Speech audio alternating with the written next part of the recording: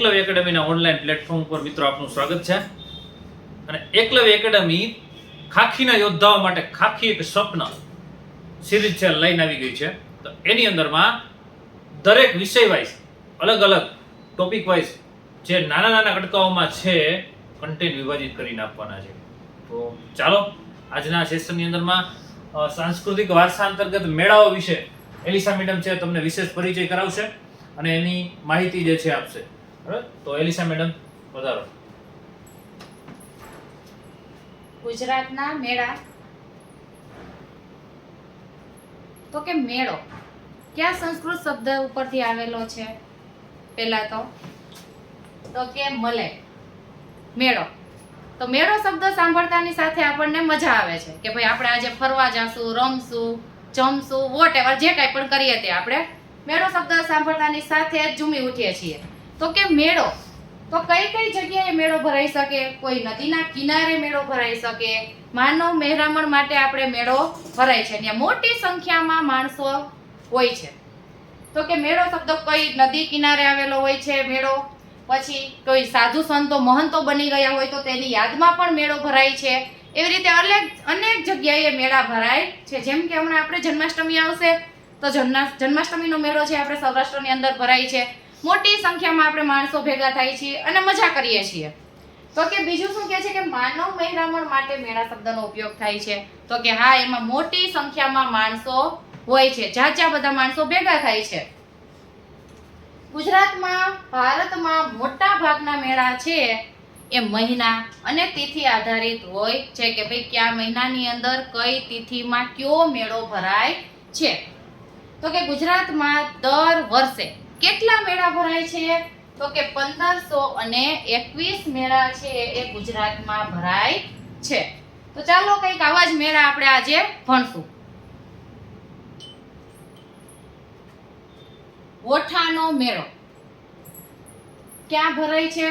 અમદાવાદ જિલ્લાના ધોળકા તાલુકાના વોઠા ગામની અંદર આ મેળો છે એ ભરાય છે. તો કે એની તિથિ કઈ છે? તો કે કાર્તિક સુદ 11 થી કાર્તિકી પૂર્ણિમા, 11 થી પૂર્ણિમાના ટાઈમની અંદર છે આ મેળો ભરાય છે. અને ત્યાં સપ્ત સંગમ પવિત્ર તીર્થ કહેવામાં આવે છે. શા માટે સપ્ત સંગમ પવિત્ર તીર્થ કહેવામાં આવે છે મિત્રો? તો કે ત્યાં છે 7 નદીનો સંગમ છે, એટલા માટે 7 નદી ત્યાં ભેગી થાય છે, એટલા માટે એને સપ્ત સંગમ પવિત્ર તીર્થ તરીકે પણ ઓળખવામાં આવે છે. અને વાવ ગોપાવી તરીકે પણ ઓળખવામાં આવે છે. શા માટે વાવ ગોપાવી તરીકે ઓળખવામાં આવે છે એને? તો કે ત્યાં પૂનમના દિવસે ખાડો ગાળીને એમાં દીવો મૂકવામાં આવે છે, એટલા માટે એને વાવ ગોપાવી તરીકે ઓળખવામાં આવે છે.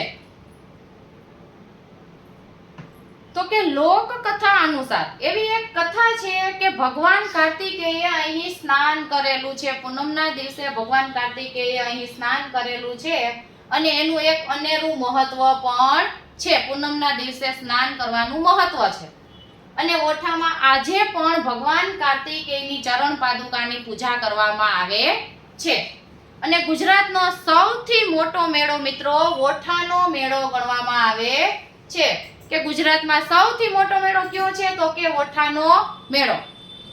અને હા, પશુઓના વેપાર માટે પણ જાણીતો છે. અહીંયા પશુઓનો વેપાર કરવામાં આવે છે. તો કે ગધેડા, ઊંટ, ઘેટા અને બકરા જેવા પશુઓનો વેપાર કરવામાં આવે છે. આ જે પશુઓ છે એના ઉપર અલગ અલગ કલર પણ કરવામાં આવે છે. અને જો આપણે આગળ વાત કરી કે વાવ ગોપાવી, તો કે તંબુ બાંધીને રહેતા લોકો ખાડો કરીને પૂનમના દિવસે એમાં દીવો મૂકે છે, એટલા માટે એને વાવ ગોપાવી તરીકે પણ ઓળખવામાં આવે છે. તો આ તો આપણો વઠાનો મેળો અને ગુજરાતનો સૌથી મોટો મેળો. હવે સોમનાથનો કાર્તિકી પૂર્ણિમાનો મેળો. મિત્રો આપણે બધા સોમનાથ મંદિર વિશે જાણીએ છીએ. અને હા, 12 જ્યોતિર્લિંગમાંની એક એ શિવલિંગ ગણવામાં આવે છે. તો કે કયા સ્થળ ઉપર ભરાય છે? ગીર સોમનાથ જિલ્લાના સોમનાથ મંદિર પાસે.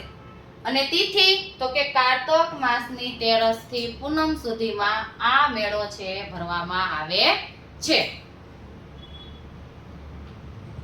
જો તો કે તે 12 જ્યોતિર્લિંગમાંનો એક છે સોમનાથનો મેળો. અહીંયા કાર્તિક પૂર્ણિમાના દિવસે ચંદ્ર અને શિવલિંગ છે બંને એક જ દિશામાં જોવા મળે છે. કાર્તિક પૂર્ણિમાના દિવસે ચંદ્ર અને શિવલિંગ બંને એક જ દિશામાં હોય છે. અને લોક મેળાનું આયોજન છે ક્યારે કરવામાં આવે છે? તો કે ગિરનારની લીલી પરિક્રમા પૂર્ણ થાય ત્યાર પછી આ લોક મેળાનું આયોજન કરવામાં આવે છે. અને એમાં લોક કથાનું પણ આયોજન કરવામાં આવે છે, જેમ કે ડાયરો, ભજન કીર્તન એવું બધુંય છે એ લોક કથાનું આયોજન થાય છે સોમનાથના મેળાની અંદર. અને હા, ભક્તિ, શક્તિ અને શ્રદ્ધા એ ત્રિવેણી સંગમ પણ થાય છે. આપણને ભક્તિ, શક્તિ અને શ્રદ્ધા ઉપર અટૂટ વિશ્વાસ હોય છે અને એનો સંગમ પણ ત્યાં જોવા મળે છે સોમનાથના કાર્તિકી પૂર્ણિમાનો મેળો. હવે કાત્યાકનો મેળો ક્યાં ભરાય છે મિત્રો? કાત્યાકનો મેળો તો કે પાટણ જિલ્લાના સિદ્ધપુર ખાતે, પાટણ જિલ્લો છે ત્યાં સિદ્ધપુર ખાતે કાત્યાકનો મેળો ગણવામાં આવે છે. હવે એ ક્યારે ભરાય છે? તો કે કાર્તિકી પૂર્ણિમાના દિવસે આ મેળો ભરવામાં આવે છે. અને હા, એને શેરડીયો મેળો કહેવામાં આવે છે. શા માટે શેરડીયો મેળો કહેવામાં આવે છે? કારણ કે શેરડીનું જે કંઈ પણ ઉત્પાદન થયું હોય છે ત્યાં લે અને વેચ વ્યાપાર કરવામાં આવે છે, એટલા માટે એને આપણે શેરડીયો મેળો કહીએ છીએ. બધી શેરડી છે ત્યાં આપણને જોવા મળશે, કેટલા પ્રકારની શેરડી હોય એ બધું આપણને ત્યાં જોવા મળે છે. પીળી, કાળી કે ગમે તે હોય એ બધી શેરડી આપણને ત્યાં જોવા મળશે અને ત્યાં એનો વેપાર મોટા પ્રમાણમાં કરવામાં આવે છે. હવે કાત્યોકનો મેળો તો કે કઈ કઈ નદીનો સંગમ થાય છે? 14ની રાતે મિત્રો, 14ની રાતે ગંગા, યમુના અને સરસ્વતીનો સંગમ થાય છે કાત્યાકના મેળાની અંદર. તો કે પૂર્વજોની યાદમાં, જે આપણા પૂર્વજો થઈ ગયા એની યાદમાં અહીંયા એની શ્રદ્ધામાં જે કંઈ પણ આપણે શ્રદ્ધાળુઓ બધા એમાં દીવડા છે તરતા મૂકીએ છીએ. અને હા, તો કે એને માતૃગયા પણ કહેવામાં આવે છે. શા માટે? તો કે ભગવાન પરશુરામે તેની માતા રેણુકાનું શ્રાદ્ધ અહીંયા કરેલું છે, એટલા માટે એને માતૃગયા તરીકે પણ ઓળખવામાં આવે છે. આપણા પૂર્વજોની યાદમાં આપણે ત્યાં દીવડા તરતા મૂકીએ છીએ. આ હતો આપણો કાત્યોકનો મેળો. હવે વરાણાનો મેળો. તો મિત્રો, વરાણાનો મેળો છે કઈ જગ્યાએ ભરાય છે? તો કે પાટણના સમી તાલુકાના વરાણામાં ખોડિયાર માતાજીના મંદિરના પ્રાંગણમાં, ખોડિયાર માતાજીના મંદિરે ભરવામાં આવે છે વરાણાનો મેળો. તો કે કઈ તિથિ? મહાસુદ બીજથી મહાસુદ પૂનમ, બીજથી પૂનમ સુધીનો મેળો છે એ ભરવામાં આવે છે.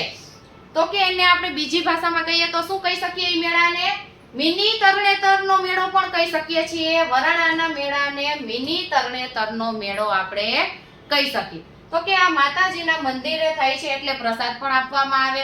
તો કે પ્રસાદ આપવામાં આવે છે તો શેની પ્રસાદી હોઈ શકે?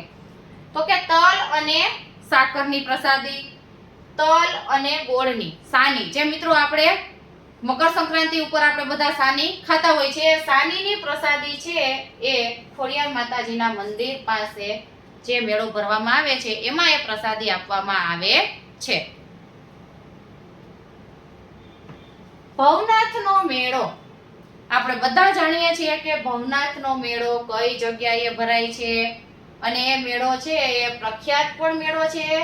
કારણ કે ભવનાથ ક્યાં આવેલું છે? આપણે જૂનાગઢમાં, ગિરનારની તળેટીમાં. તો કે જૂનાગઢમાં ગિરનાર પર્વતની તળેટીમાં ભગવાન શિવના મંદિરના પ્રાંગણમાં, ભવનાથના મંદિરના પ્રાંગણમાં છે એ મેળો ભરવામાં આવે છે. તો કે એની તિથિ ક્યારે ભરાય? તો કે મહાશિવરાત્રીના મહાવદ 11 થી મહાવદ અમાસ સુધી છે એ આ મેળો ભરવામાં આવે છે. અને ભવનાથ ભગવાનની આપણે છે મહાપૂજા કરવામાં આવે છે. અને એને હા, ગુજરાત સરકાર દ્વારા રાજ્ય મિની કુંભ મેળો તરીકે પણ કહેવામાં આવે છે. ગુજરાત સરકારે કીધેલું છે કે મિની કુંભ મેળો કયો? તો કે ભવનાથનો મેળો. હવે આવશે ધ્રાંગનો મેળો. તો કે ક્યાં ભરાય છે? કચ્છ જિલ્લાના ધ્રાંગ ગામની અંદર છે ધ્રાંગનો મેળો ભરવામાં આવે છે. અને ક્યારે ભરાય છે? મહાવદ 14ના દિવસે ધ્રાંગનો મેળો ભરવામાં આવે છે. તો કે એના શું મહત્વ છે? ધ્રાંગના મેળાની અંદર દાદા મેકરણ એની સમાધિ આવેલી છે અને એનો આશ્રમ પણ આવેલો છે. તો કે દાદા મેકરણ હતા, એની સાથે બીજું કોણ કોણ હતું? તો કે એક છે એ લાલિયો ગધેડો હતો અને એક છે મોતિયો કૂતરો હતો. દાદા મેકરણની સાથે ગધેડો અને કૂતરો રહેતા હતા, જેનું નામ હતું લાલિયો ગધેડો અને મોતિયો કૂતરો. તો કે કૂતરો છે એ શું કામ કરતો હતો? તો કે જે મુસાફર રણમાં આવેલા છે એ ક્યાંય રસ્તો ભૂલી ગયા હોય તો એને સાચો રસ્તો બતાવતા. અને જે ગધેડો છે દાદા મેકરણનો, એ જે મુસાફર આવેલા હોય એને અન્ન અને પાણી પૂરું પાડવામાં આવતું.